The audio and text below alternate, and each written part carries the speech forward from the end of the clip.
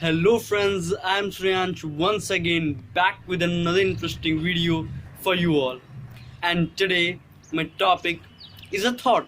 I know it looks a little weird, but be with me and I'll assure you that after this video, your vision about the areas and visualities you see is going to change. So let me start with that thought written by Gautam Buddha that whatever you feel is what you attract and whatever you think is what you become. So, as we all are aware about the fact that for entertainment or say time pass, we watch TV serials, movies, shows, etc. But do you ever bother that what kind of impact it is having on your mind? Do you ever bother that what you are watching is influencing the way you are thinking? No, right? So here's a news for you. A new social science research from Tokyo University in Japan clearly states that the quality of shows can influence your way of looking at things, shaping your thinking, and it can even affect your cognitive abilities.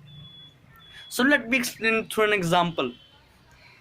Suppose a person is having a regular habit of watching any crime series.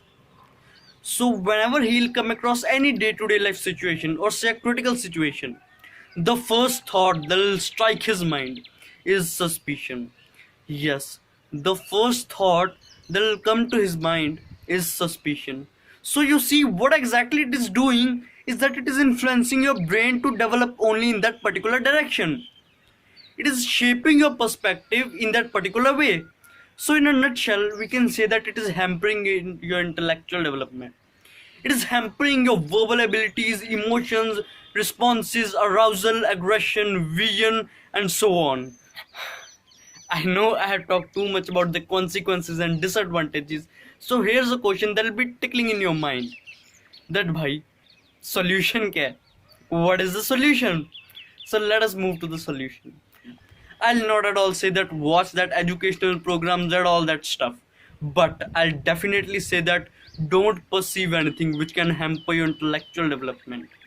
You can watch the things from which you get to learn something, the things which can improve your skills.